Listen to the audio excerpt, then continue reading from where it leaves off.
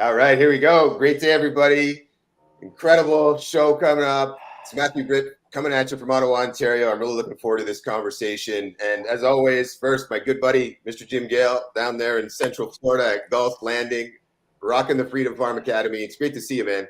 Oh, great to see you too, man. So many exciting things are coming together right now, my friends. For anybody out there who's stressed, who's fearful, who's just concerned and anxious and worried, let all that energy go and listen to this conversation and then take action steps in the present.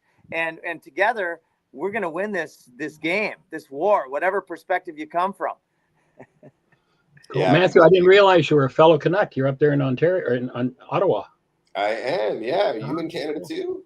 No, I'm not. I'm in Virginia now. About 40 some years ago, no, almost 50 years ago, I learned there was a place that had no winter. I moved south, but I was born and raised in Hamilton. Good idea. I got out of Dodge.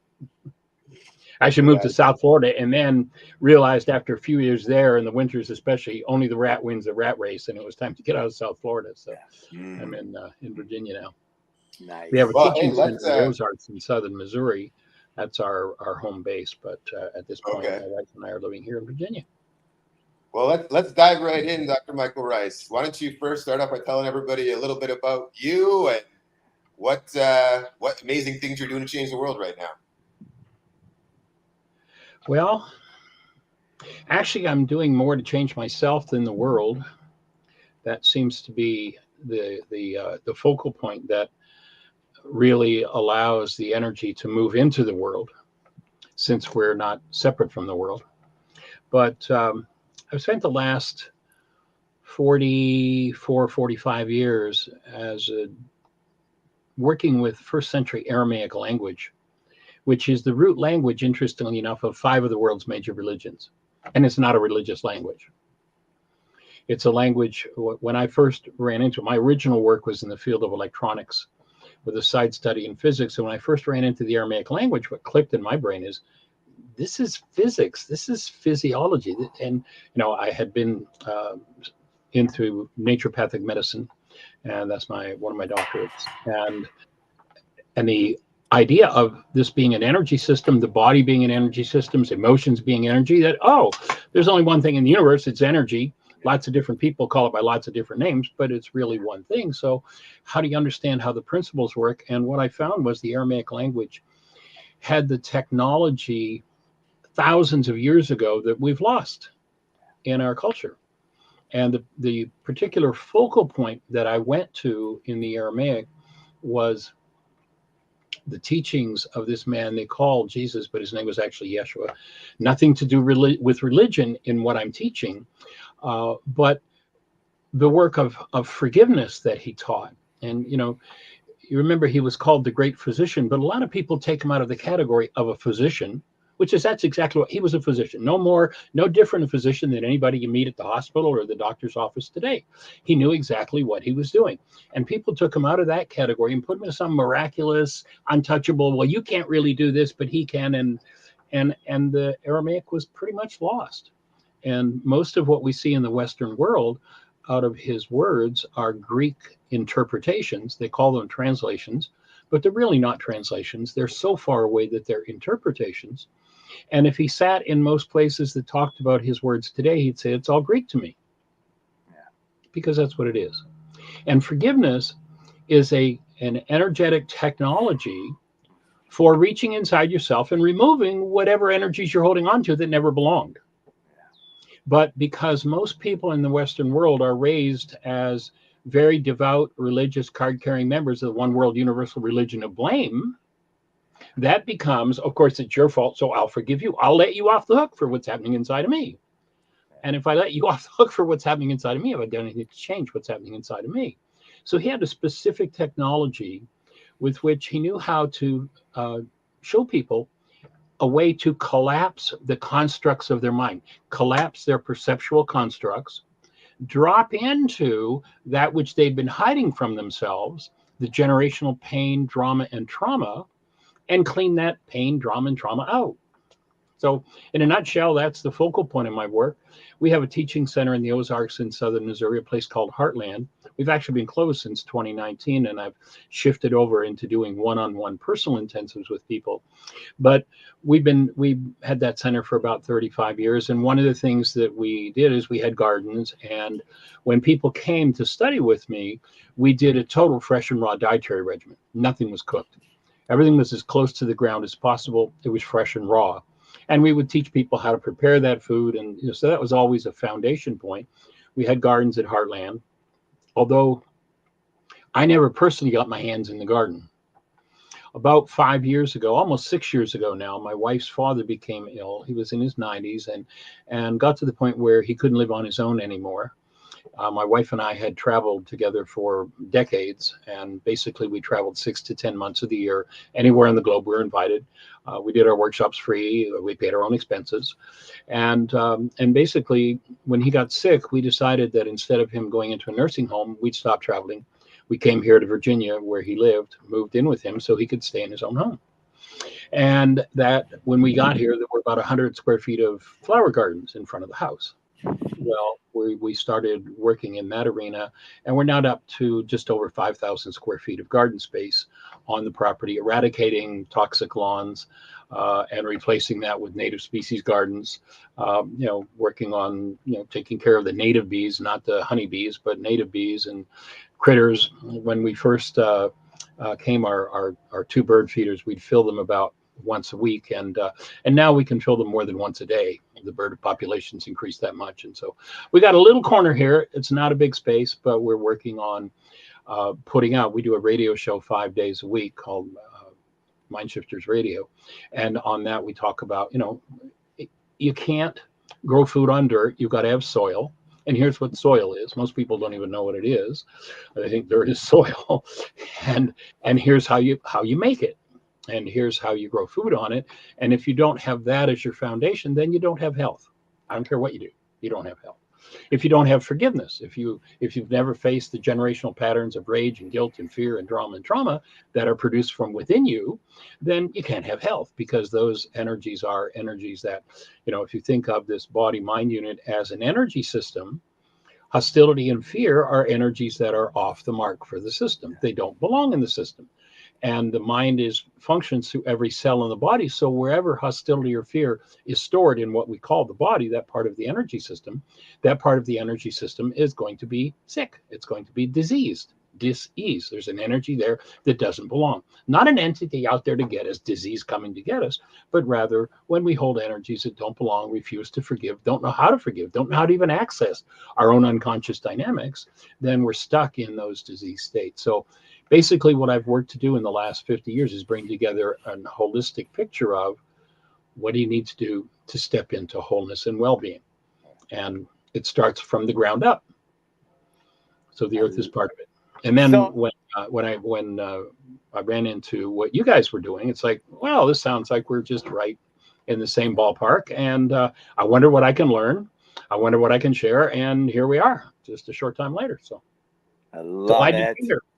Yeah, so I'm glad you're here. I love this topic because really, like you said, internal, external, it's all really one. We are one. We're an energy field, and we're represented as different illusions of separation, right? The ego edging God out, or the illusion of separation from the creator, the energy field, whatever you want to call it, right? And sometimes naming it will then turn a bunch of people away because we just named it and they don't believe in that name. Right. So when we forget all of the illusions of that, and just like Tesla said, if you want to find the secrets of the universe, think in terms of energy, frequency, and vibration. But I like to point out that there's one word I believe misplaced in that statement, and that's the word think. Right. If you want to experience the magic of the creator, of God, of the universe, then feel it. Do you agree with that? Mm-hmm, mm-hmm. Yeah, got to be. Well, one of my favorite tongue-in-cheek lines in my workshops is, in order to be really whole and heal, you got to be out of your mind. Yes.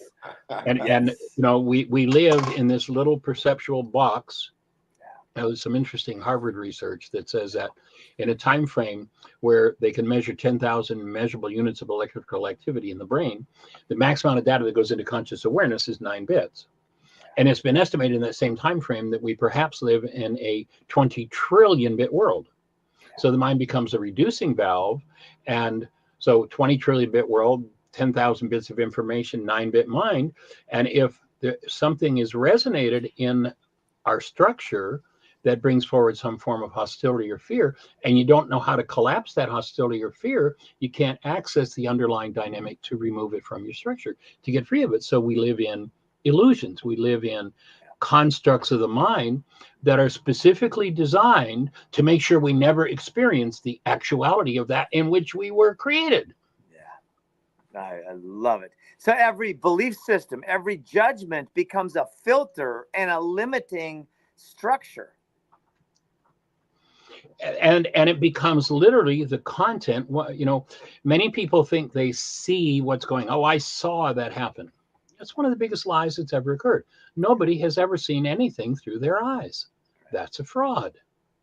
An eye, I'm going back to my physics work now. An eye is an antenna. It brings in certain frequencies of light. Those frequencies of light are brought into the eye. It's a one-way valve. You can't see out of it. Yeah. But according to the information carried on those frequencies of light, that causes brain cells to resonate and the mind to build its constructs, its perceptions. So the world we think we see through our eyes, we don't see through our eyes at all. It's constructed by our minds, and it's not out there in any way, shape, or form. And until you collapse it, you really believe that, well, I was told this, and that was my upbringing, and so that's the world I see. But the world most people think they see out there, they have no idea is a world that's inside of them. And until they start applying to forgiveness to the errant dynamics in their own minds, they will massage everything that moves in them into looking like what they've been brainwashed into believing is true. And again, the by the age of 4, my take is that virtually everybody in the Western world has been brainwashed into becoming card-carrying members of the one world religion of blame. It's all somebody else's fault. And people go into resistance when you ask them to be responsible. Interesting, in the Aramaic language, the word Satan has got nothing to do with the dude with the red suited tail and a pitchfork. The word Satan means the resistor, one who misleads. Now, you look at the average person in trauma, maybe it's somebody I've known for 20 years. I say, well, I noticed that trauma you're talking about. I heard you talking about that about 3 years ago, and then about 8 or 9. And then when I first met you, you were talking. Did you ever think that maybe you're involved in your life and that might be something to do with you? And what do most people do? First, they hold their breath, shut down their connection directly to source, and they go into resistance. Oh, no, that's not true. Let me tell you what's really true and what they did to me. That's exactly what Satan means in Aramaic. The resistor, one who misleads. Yeah. And most people in our culture are trapped, quite literally, in Satan. Yeah. Oh, in the Aramaic sense of Satan. Yeah. Which also means adversary, right? It's also defined as adversary. Yes. Yeah. And it's because it's everything that comes from that state of resistance, which literally is physiological. And perceptual, everything that comes from it is out of that state of resistance, out of that state of don't make me look. Yeah. And so our own minds become adversarial to the truth. Yeah. And I often reference a book called Molecules of Emotion. Yes. Okay. Yeah. I love it. Candace Pert, MIT. I knew Candace. Oh, did you really? Oh, what an amazing. She was amazing. Yeah. When she left, I was very shocked. I was saddened and shocked when she disappeared. Really? And why is that? Was it a particular way or? No, just it surprised me. She was I don't remember exactly now, but she was a relatively young woman. Mm-hmm. And I had just seen her about maybe 8 months earlier. Not that I was personal friends with her, but we knew each other. We knew of each other's work, and I love her book. Yeah. It was just kind of a shock that she had left. Yeah. Amazing. She's given the world a great gift with her insights, and that book is about how. Can you explain that? I've explained it several times, but I'd love to hear it from your from your words how that works. Well, she was a researcher from that was head of brain bioresearch at the National Mental Institute of Health, and what she discovered was that when and it ties in actually with another cell biologist, Bruce Lipton. Yes, I love Bruce. That when we take an energy into our structure in the form of thought, that thought literally becomes a molecule in our structure. I mean, all of a sudden, something that is not physical, not that there is any physical, but on the level where we believe in physical, that isn't there, we think a thought and a molecule shows up, an actual neuropeptide. And that neuropeptide circulates around in our structure until it finds a cell with a receptor site that matches, it lands on the cell. And my take, Bruce Lipton would say that the cell replicates it. I don't think it does. If we were looking, if this were the cell, let me get my camera here. If this, my hand were the cell and the neuropeptide lands on it, if we were inside the cell watching, what we would see is what we call chemistry coming into the cell as the neuropeptide inserts itself. If this is a dis-ease thought, if this is out of harmony with the truth of who we are as love, something based in hostility or fear, then the dis-ease chemistry becomes physiological. If you go to the opening words in the book of John, where we're told it says, in the beginning was the Word, and the Word became flesh, it doesn't say that in Aramaic. What it says is, in the beginning was the mind energy, and the mind energy became flesh. Wow. We think of thought, it literally becomes it literally becomes chemistry in our cell. And so if there's a disease process going on, if we can't understand, if we can't and don't have the technology for bypassing the constructs of the mind that keep us in resistance, find the physiological resistance, soften the physiological resistance, breathe into it, and remove what doesn't belong, then we're going to pass that on to the next generation, the next. You know, you look at that story of the Jews wandering in the desert for 40 years.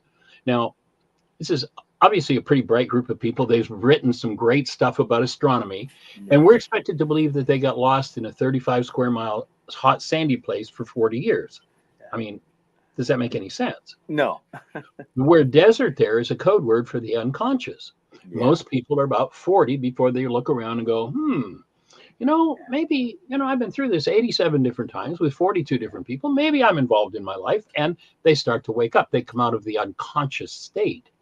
And if you read that metaphor, that story about the desert, you'll notice that what they said had to happen to get out of the desert and move into the promised land, which is nothing more than being a conscious co-creator of your life. What had to happen is the old generation had to die off.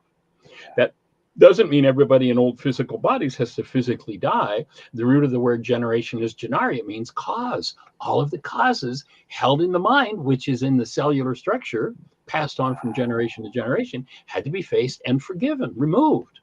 You must forgive from your heart the wrongs of your brother isn't a bleeding heart statement. That word heart is another code word for the unconscious. You must go into your own unconscious and remove that which you've massaged into looking like your brother, so you can blame your brother for this when it happens to you again.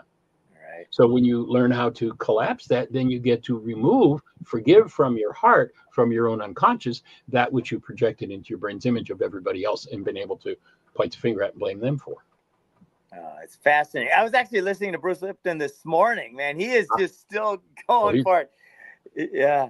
And, so this idea of thoughts matter, like thoughts literally turn to matter. That's it. It's so powerful. And then to become aware, right? Awareness is the first step in transformation or change. So to become aware, what are some skills, techniques, tools that you teach to help people become aware? Well, first of all, what is the matter? It's the mind. That's what's behind it all. And, you'll notice that unless somebody's just a generally miserable person, they're pretty much happy with everybody in their lives as long as those people are doing what they want them to do. And notice that it's only when someone violates a goal that I have that I go into some form of hostility or fear toward them. That's the key way. That's the secret key way into forgiveness from the Aramaic. When you look at this Harvard research, so there are 10,000 measurable units of electrical activity happening in the mind, and 9 bits of data go into conscious awareness. Obviously, something has to determine which 9 bits of data are going to be used by the mind to build my perceptual constructs. What is it that does that? What drives that process? My goals. Yep. So the core of the forgiveness process is that of when hostility or fear is served up from within physiology and shows up as a perceptual construct about somebody, notice I have a goal for them that they're not fulfilling for me. In the Aramaic language, the word forgive is shabag or shabak, and literally translated, it means to cancel. So if I have a goal for Bill to pay me the money he owes me, and I'm enraged about Bill, he causes me all this rage because he never paid me, if I'll stop and recognize that I have a goal, and obviously there's some rage in the so to speak file in my mind on money, and I put it into my brain's image of Bill, like I did Harry a few years ago, and like I did Hortense 30 years ago when she didn't pay me what she owed me.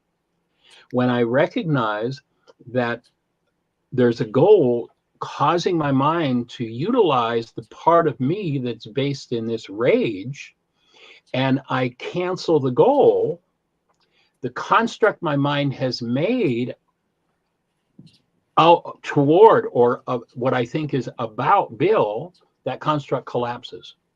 When it collapses, if I'll take a breath and just listen, that construct collapses into its own footprint, and I can now access my own unconscious dynamics.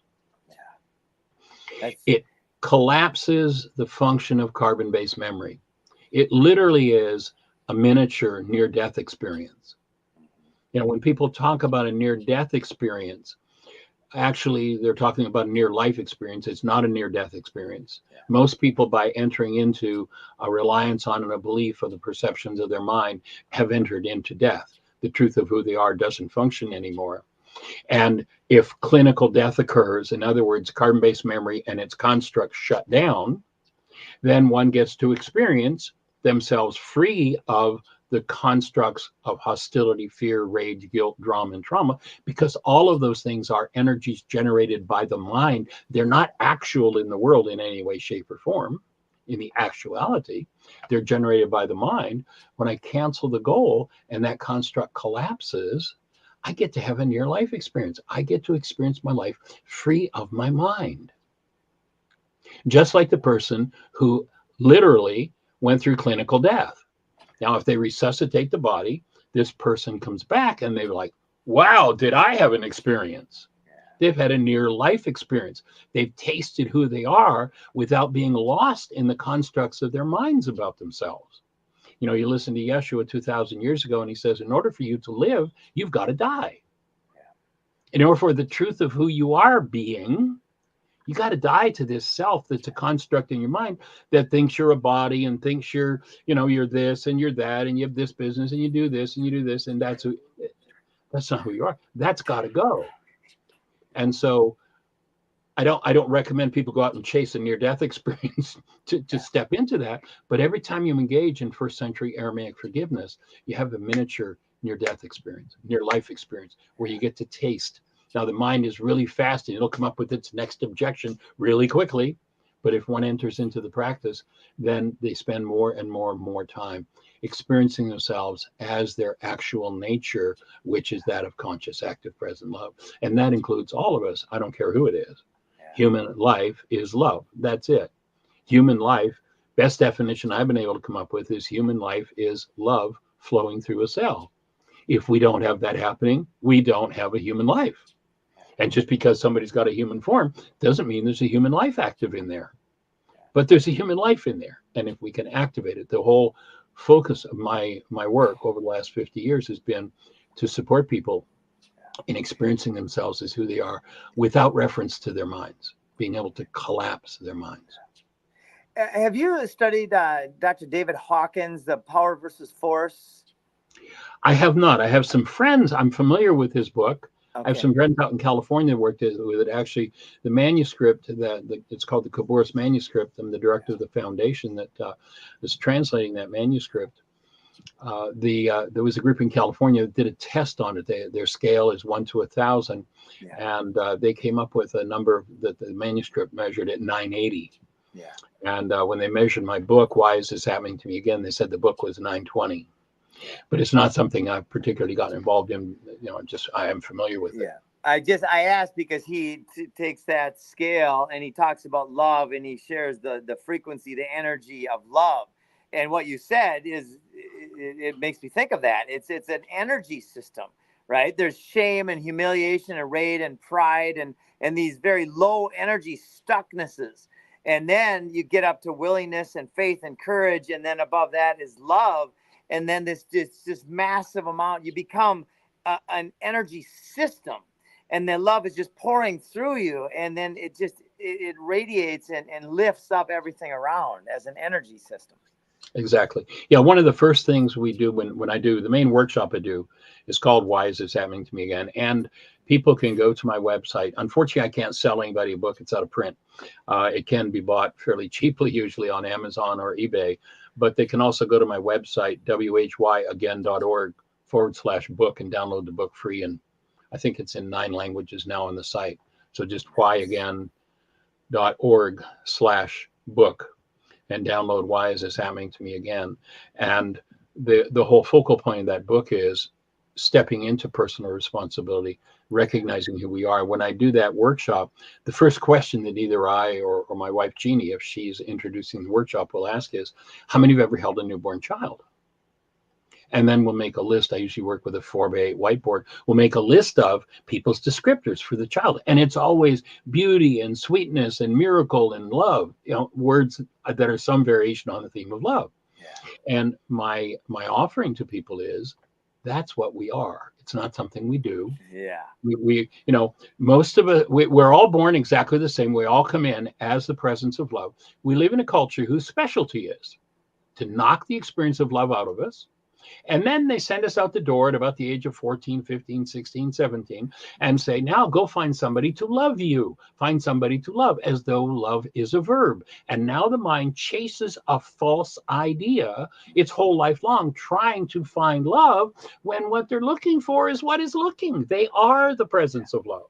And so the whole focal point is, and where that near life experience comes in, is when we can collapse, which is what canceling goals does, the construct of the mind, then we get to experience the taste of who we are without reference to the mind. And when that taste grows, what grows in us is literally the incarnation physiologically of the active presence of love. And that changes everything in physiology, changes everything in the mind, in our relationships, in our world, in our soil. Yeah. Everything. And that is literally the answer to war. It's the art. We're going to write a new book, right? The Art of Peace. And peace starts with love and the understanding that we are one. So I just want to mention that for a second there, and I'm saying this, kind of with a smile on my face, you sounded a little bit like a conspiracy theorist. Oh, really? Oh, which part was that? When you said that they are, creating the system which creates these, and by the way, I am a conspiracy factist, right? And so I'm not a theorist at all. I do have my hypothesis, but so this is a question that I've been asking for a couple decades, is what is the catalyst for this? Like, that's a big question, but where does this start, and where does human consciousness really begin to flower and blossom, which is happening now at scale around the world? And let's get deep into how this is all happening. Well, my take is it begins to flower when I realize that the constructs of my mind, which in this culture in particular are basically mostly based in hostility or fear, I learn to start to collapse them and experience who I am. When I start to bring who I am into my body, I bring who I am into the world. And that, as you mentioned, Tesla, frequency, that frequency then starts to resonate, and I start to tie into other people who are experiencing themselves and realizing who they are as the presence of love. And this physicist, Yeshua, 2,000 years ago said, a little leavening leavens the whole loaf. He wasn't talking about bread. He was talking about humanity.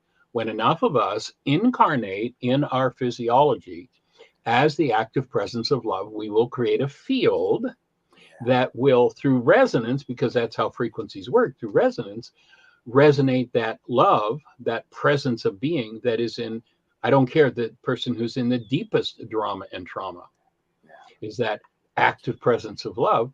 You know, if I have two tuning forks, I have a middle C tuning fork that's still here, and I bring a second middle C tuning fork in, and I start to, wow, that really blows my camera out. I start to vibrate that second tuning fork. The first tuning fork doesn't have any choice about whether it's going to vibrate or not. The process of resonance means there is an energy exchange, and the first tuning fork starts to vibrate. If I hold to the presence of love, it doesn't matter how deeply ensconced the person in front of me is in their rage and guilt or fear or whatever, you know, the games that are going on in the world today, that love starts to move. If what they do resonate to my rage, guilt, and fear, and I put it into my brain's image of them and said, look how you enrage me, then I just lost my capacity to function as love once again. And it's, to me, it's what I've observed over the years and working with people and doing my own process. It's a process of freeing ourselves literally of the generational patterns of hostility or fear and incarnating deeper and deeper and deeper into our own physiology, deeper and deeper into the world, connecting with others who are on the same path with whatever tools we all have, exchanging, sharing those tools. And when critical mass hit, the little leavening, then the whole of humanity is going to make a shift. And the main one that I need to focus on changing is me. That's the key. The whole game, the whole process depends on each one of us coming forward as the active presence of love. And when we can't, recognizing we have work to do, we've got to come out of denial. I couldn't agree more. And that it's for everybody listening. All of the solutions to all the world's biggest problems, forget all that. Heal yourself, and then that is exponential. I recently wrote an article on the whole situation that's happening in the Middle East on the healing process, and you know, they're looking for conflict resolution. Well, that's nice, but conflict resolution, I mean, that's been going on forever. That's not going to change anything. What's going to change is when the individuals involved, instead of we have a conflict, let's fix the conflict. Here we are in the one world religion of blame, thinking the conflict is the problem. No, let's heal ourselves and show up to the negotiating table as the presence of love. When people start doing that, the conflicts will melt and dissolve, because conflicts are nothing but a product of the mind. And that needs to be collapsed. And, you know, one of the things we have, literally the world's only forgiveness app. If anyone's interested in doing the forgiveness work that we teach, the app's free. It's totally, we specifically designed it because when people step into their forgiveness work, they get into some pretty private, deep stuff. So the app is totally private. When people download it, it only asks for one permission, and that is the ability to access the internet in order to operate. And at the end of doing the forgiveness process, there's a worksheet that the app guides people through. You can print that worksheet, and if you choose to print it, then it's going to ask for permission to save it. But otherwise, we don't ask for, you know, dial your phone, access your content, none of that. They're the only two permissions involved. And you can do the whole forgiveness process right there in the app, and built into it on each page of the app is a place for questions. Somebody's doing a step in the worksheet process. We've got a reality management worksheet. Somebody's doing a step and has a question. Geez, I don't know what this means. So there's a button, click it, write your question, hit send. My wife will receive it. The next radio show, which is no more ever than 3 days away, the next radio show we do 5 days a week from 1 till 2 o'clock, we'll answer that question. And the answer will be in our archives. We send a link back to that person so they've got an answer to their question. So there's always support for understanding the process and how to engage in collapsing the constructs of the mind based in hostility or fear and replacing them with active present love, incarnating as love in our forms.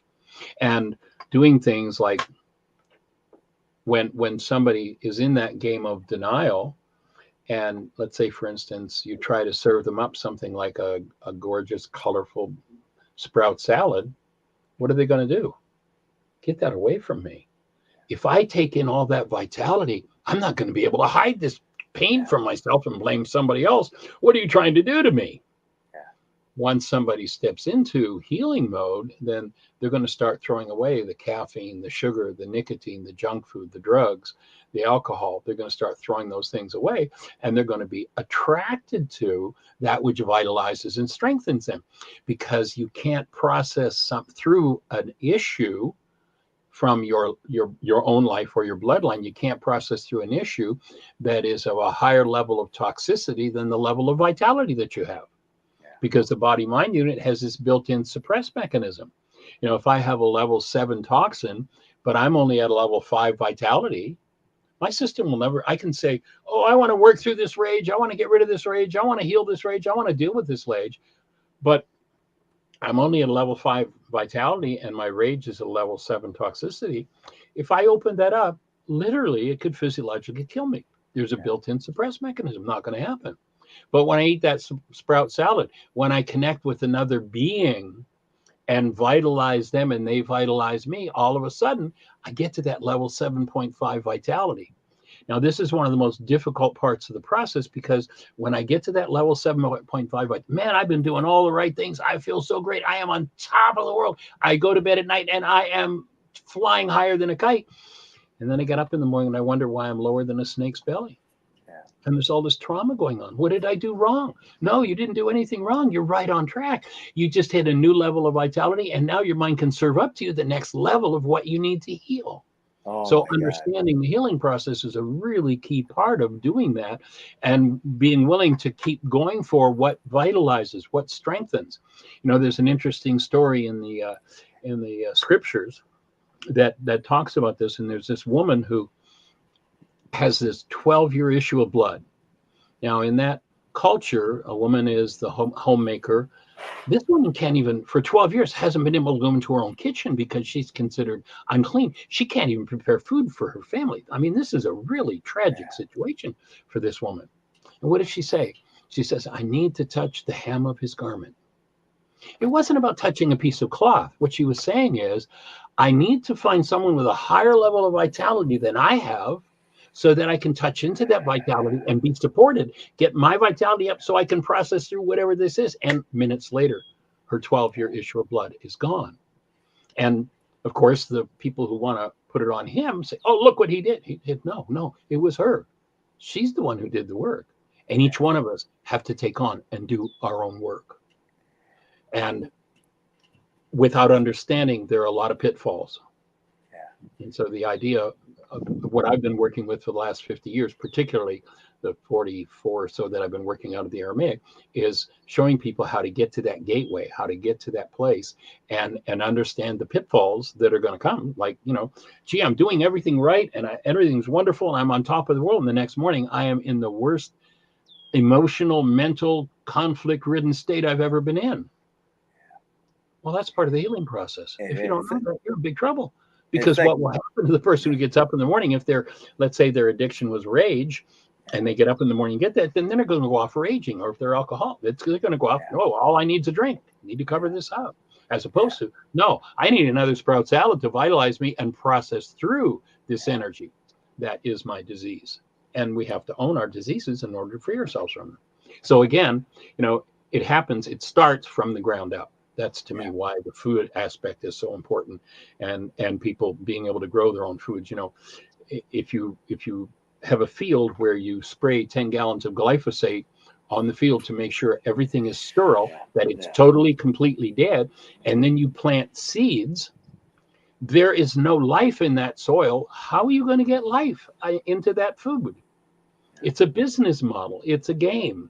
If you can kill the soil, and there are no nutrients available in the soil because there's no life in the soil to give the nutrients to the plant, then you can sell that farmer chemicals with which to make it look like food. And then because the food has no real strength or vitality in it, the bugs are going to come in and attack. So you can sell them chemicals to kill the bugs. And then you can sell those things at the market and somebody will buy them and eat them. And they'll go to your pharmacy company in order to get something to fix the diseases because they have nutrition-free food.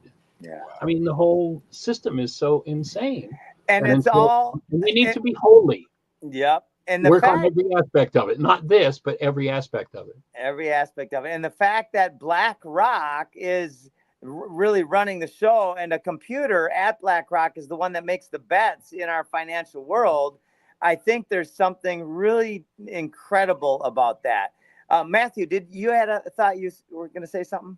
Well, a little earlier, I was going to say about how the food piece and getting back into the earth is so important based on what he's been saying about everything being around love. And I completely agree. And the fact that we're so disconnected from the earth and providing that love to it is just another powerful mechanism in the control that's been implemented to our minds. Right. Right, and to the level of grounding. And as we inspire people to move back towards reconnecting with the soil and the earth and Mother Nature and the love that naturally grows from that, that is not, I see it as a way that, again, seeing that word, it's in my brain as a thing that will speed up the process of the awakening into that love state, right? So the more people, based on what Jim and I do, the more people we can inspire to get back reconnected with the land and grow food on their property, working with nature, the faster we can get this love frequency radiating from more people to then shift the rest, right? I'm with you 100%. Yeah. Back several decades ago, there was a group in Canada that was measuring what's called the Schumann resonance, a frequency put off by the earth. Or at least that was the theory. And there was a group up in Canada who were measuring it, and it was becoming so low in many places it was almost unmeasurable. And as they're looking for ways to figure out what's going on here, what they discovered was that one of the places they could reliably measure the Schumann resonance was if they were at a large sporting event and the home team scored. Wow. I.e., people go into joy. And to me, what that said is, no, this is not a frequency that comes off of the earth. This is a frequency that we're the antenna to deliver it to the earth. Yeah. So when people are out of alignment, if the antenna, and that's the core, I do a personal one-on-one 3-day intensive, 3 to 5 day intensive with people, where one of the things I work on is aligning the antenna of the structure. Because if our antenna, and that's the bony structure of the head, the spine, and the pelvis, are out of alignment, then we're not bringing in the frequencies we're designed to bring in. Yeah. And the main barrier to that is living in hostility or fear, which distorts, creates disease processes right down to and including into the antenna. In this situation where the home team scores and everybody for a moment aligns with joy, yeah, look, we won. We're receptors. We're bringing this frequency into the earth and we're feeding the earth with it. So I think you're right on track there. I'm with you 100% on that one. And that's what we're designed to do. But if we're out of alignment, if we've been physically, mentally, or emotionally traumatized and the antenna is out of alignment, then so we aren't fed.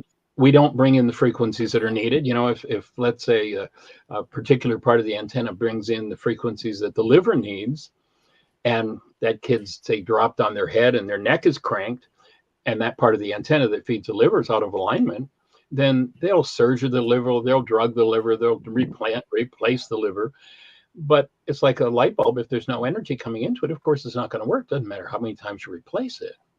And so bringing ourselves into alignment is a core piece of that puzzle.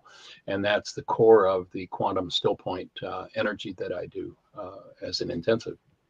That's fantastic. So earlier, too, you mentioned that a lot of times when people are starting to feel that stress, it's like detoxing, right? That energy, and they go through pain. And typically what we're taught to do is go to the doctor and get a suppressant.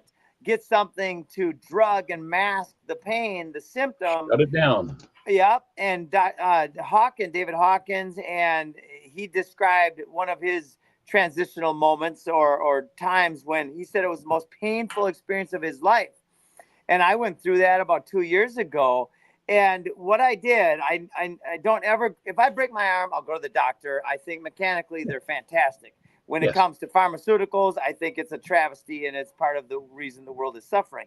But anyway, I was feeling internally, doing a lot of meditation, a lot of stuff. I was eating better than I'd ever eaten in my life. And all of a sudden, I started getting sick. I started getting this incredible symptomatic, incredible. And I went through a weekend. It was the toughest weekend of my life, the most painful experience I've ever been through. And at the end of it, I was meditating. I was taking deep breaths, and I was using all my consciousness, all my awareness to go into it. And I saw this red ball of energy, and I just went into that energy, and I became aware at a cellular level that I was that energy. And as soon as I got to a certain point of connection with that energy, it just all went, and I was healed. And it went like that. And it was such an epic experience. And so it's for all those who are going through, there's more people sick right now that I know personally in the last months and years than any time ever. And that's because we're all experiencing the ascension of human consciousness, and we're going through this detoxification period. Yeah, my take is that, when we realize that we're energy systems, when we bring an energy in, that energy we bring in reflects in our physiology symptomatically. It's wonderful or it's terrible. They're symptoms. When the energy is going out, the symptoms are identical, and the symptoms of disease are precisely the same as the symptoms of healing. It's just what direction is the energy going. And what you just described over that weekend is a classic healing crisis in the system of medicine I'm trained in. It's the body processing out what load it doesn't need to carry. That's what forgiveness is. That is the precise definition of forgiveness from the Aramaic, the removal of that. And as you say, though, unfortunately, most people go, oh, I'm symptomatic, I better go see the doctor. There are some measuring sticks that will tell you when you're symptomatic, whether you're in a disease process or a healing process. You ask yourself some questions. One, have I been doing more and more of the right things in my life? Nutritionally, relationally, emotionally, exercise, diet. If I'm doing that, then that's step one that says this is probably a healing process going on. Number two, just before it happened, had I hit a new level of vitality? I went to bed last night, I was feeling really high. Maybe. Okay, that's number two that says you're in a healing process. Number three, have I experienced these symptoms before? And if I can say, I remember when I was 2, they told me about that. That's, and when I start answering those questions, yes, then I can reliably say I'm in a healing process. I'm going to stay connected to the breath as you did. I'm going to only eat that which my structure calls for, which might mean just good, clean, clear water to hydrate me, which is a form of baptism for the forgiveness of sin. By the way, the word sin in Aramaic is an archery term. It's got nothing to do with some evil, terrible thing. You fired at the target, and if you miss the bullseye, the scorekeeper yelled sin. You're off the mark. That's all it means. And so when I am in this level of vitality, then I can remove these toxic energies. But if I'm dehydrated and those energies are stuck in the cell and the cell is dehydrated, my errant energy can't be removed. My sin cannot be forgiven. But when I hydrate myself, literally baptizing my body with water, then I enable the whole structure to throw off what doesn't belong. I increase eliminative process, and I accelerate and assist in removing what never belonged. And then if I breathe, it's interesting. You look at this man, Yeshua, and again, this has got nothing to do with theology. It's how the healing system works for the human form. But you look at him and, as a Jewish man, he did what was required of him. Everybody went to the river and got baptized. But you'll notice he never baptized anybody with water. He never poured water on anybody. What did he do? He taught them how to breathe. He baptized in the Spirit. Now, if you go back into the Aramaic in the creation story, it doesn't say God sent out his Spirit. It says the Creator sent out its breath. Ruka de kucha. It's our direct connection. And in Aramaic, that's defined as a feminine elemental force in us that undoes the effects of our errors and teaches us the truth. Wow. And it is literally the breath. If I don't breathe, I am cut off from the energy that processes out and forgives, removes what doesn't belong. So when I reconnect with the breath, and through my pain or my trauma, whatever symptoms I'm moving through, then my field opens and I'm able to remove what never belonged. Hold the breath and the energy is locked down, crystallized. Breathe into those crystals, let them soften and let them open, and you enter into a healing process. And a healing crisis in the system of medicine called naturopathy is a desirable thing. The objective is to become symptomatic physically, mentally, emotionally, and keep the energy processing, keep love conscious, active, and present, keep your human life present in your human form, and process out those energies that never belonged. That's it. Oh, man, I love this. This is something. So I'll share a little bit too, and we'll talk a lot more through email and after this about our Earth Council and our goals. And we have some of the world's leading trauma communicators and speakers.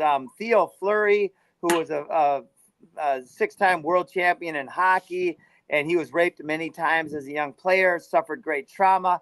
He is now on stages all over the world talking about how to overcome trauma. And I think he and you would make a great team. Your information, along with his speaking ability and his platform, I think would be incredible, and his information as well. Another guy, Dr. Andre Norman, he was 14 years in maximum security prison, 2 years in solitary confinement, and he got an epiphany in solitary that he was going to get out and go to Harvard. So he did, and now he's spent the last 20-some years as one of the world's leader in prison reform. And so he's now started. Yes. And so we're going to actually, we in permaculture, we turn the problem into the solution. So he now is the founder and CEO of the largest university in the world with 650,000 inmates already enrolled in Second Chance University. So we're creating the curriculum where they each have like their own little iPad, and he is kind of the gatekeeper on the content. So we're creating all this content. And what you're describing, we would love to get this in the hands of the inmates. And then I have the content. I know you do. I have the content. I co-created a course called Laws of Living, which we took into the prisons and cut recidivism by over 90%. Teaching exactly what we're talking about. We've got a whole course called Laws of Living. It's a 16-day course, and it was taught. We had an organization called Social Service Agency in Albany, Georgia, and the judge there, the Superior Court judge, would sentence people to Laws of Living as part of their healing process.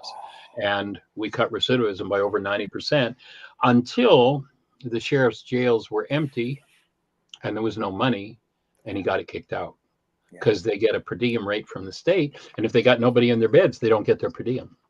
So the whole game has to be shifted so that the objective is to keep the jail empty. Let's give the jailer a good income if he keeps his jail empty, that he keeps people healthy and whole and well. So we have a whole course. I mean, that's been in existence for over 20 years now. And so I've got the material. Oh my gosh, this is so divinely connected, as all things are. And so we follow Dr. Martin Luther King's advice. Those who love peace must learn to organize as effectively as those who love war. And then we stack on Bucky Fuller's sentiment: you cannot change things by fighting the existing reality. Instead, you must create a new model that makes the current model obsolete. Yeah, exactly. So with your wisdom and information, with the Earth Council's wisdom and information, and organizing effectively, we are going to help these inmates transition on work release into farmers, into healers in the field. And because our food supply chain has been weaponized and it is toxic. And so when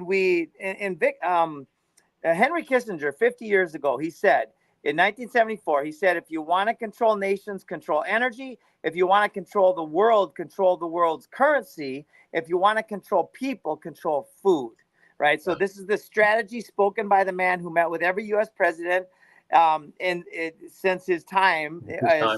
Yeah. So my point is food, poison-free, healthy food, and good soil. And we've got the best soil experts in the world on our team as well. And we organize to help release these traumas, which is the root cause of all human suffering. And then we add on and we organize these different elements, and we then bring these inmates from prisons where they're $80,000 a year on average to keep this inmate incarcerated. Yeah. It's a big business.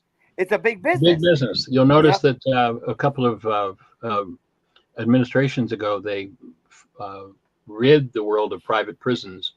And then in 2016, they brought private prisons back because it's big money. It's business. Yep. And then they connect with the judges. And it all becomes this big wheel of money and enslavement. But now's the time. The world is shifting radically. And with a coordinated media energy. Like I just share with you right here, I built 10 homes on this property. We produce all of our own food, water, and energy. We don't need anything from the outside world to thrive. We do not comply with government. We very publicly did not get permits to build our houses. We very publicly do not pay land taxes. And how do we do this and not go to jail? Well, first of all, I'm willing to go to jail. I'm willing to leave this physical body for this truth, right? We are demonstrating the Garden of Eden ideals here. And nobody has ever come here and said this sucks. So we have got many government officials who have come here.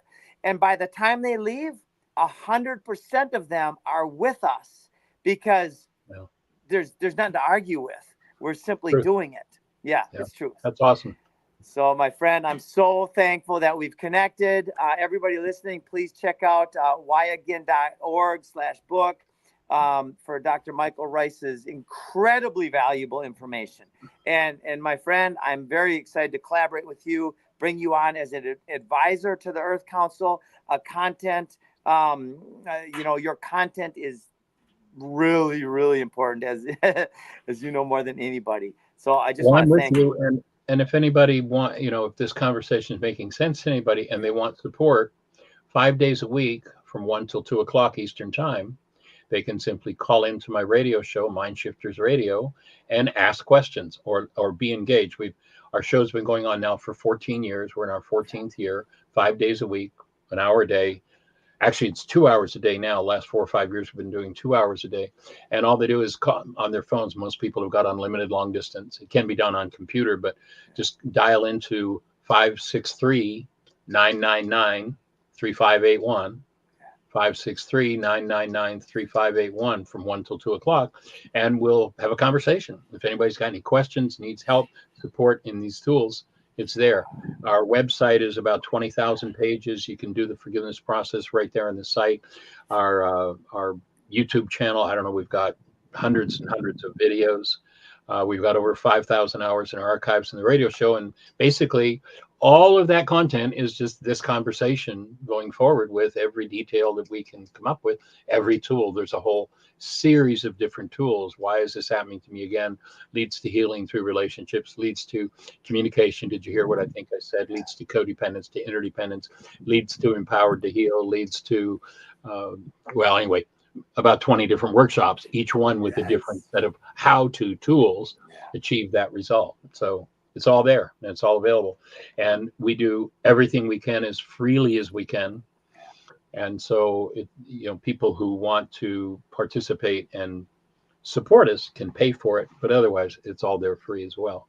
Yeah. And then I do one-on-one. People come to Bristol, Virginia, and they get a hotel for 3 to 5 days, and I do one-on-one face-to-face work with them in what I call quantum still point. How do you move past the state of living in a body-mind unit to living in an energy system, stepping into that quantum space? How do you get the traumas out of the tissue? Because that's ultimately what needs to happen. How do you get the traumas out of the tissue and transform physiology so that it is what it's designed to be, and that is a state, a space where the incarnation of love is welcome and expresses in the world. And that's basically the sum and substance of what I've spent the last 50 years developing. So I'm delighted to connect and look forward to seeing, where does it go from here? Oh, I love it. Oh my gosh. All right, my friend. Well, I'll be reaching out to you here over the next couple of days, and we'll coordinate the next step, and then we'll go from there. And we'll change our innards, which will result in a more beautiful world. Blessings, and create the best year yet of your eternal life. It's an awesome gift to give the world. The world is ready for it. The world needs it. And you and I and everybody who's listening are the ones who are capable of doing that. So blessings. Appreciate you. Blessings. All right. Thank you, sir. All right. Dr. Micheal Ryce. We'll be chatting again soon. Thanks, everybody. All right, bye-bye.